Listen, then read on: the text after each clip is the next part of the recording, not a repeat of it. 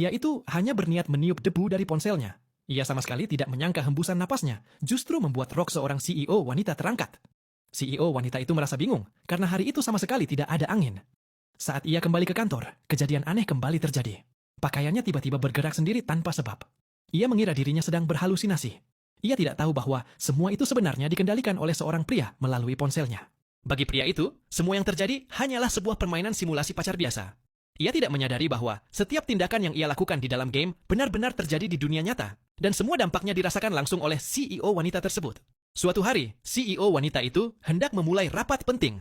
Pada saat yang sama, sebuah notifikasi muncul di ponsel pria itu. Dalam game, pacarnya sedang dihadapkan pada pilihan investasi. Ada dua perusahaan, satu dengan tingkat keberhasilan 1%, dan satu lagi dengan tingkat keberhasilan 99%.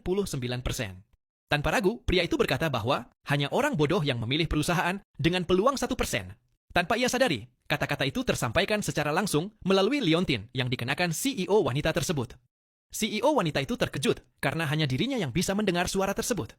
Ia yakin suara itu adalah petunjuk dari seorang dewa. Tanpa ragu, ia langsung memutuskan untuk berinvestasi pada perusahaan yang paling tidak diminati. Semua karyawan terkejut. Mereka yakin proyek itu pasti akan merugi.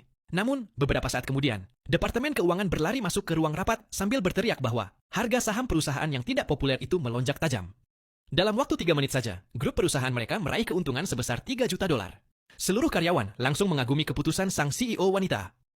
Setelah rapat selesai, CEO wanita itu berdoa pada liontinnya.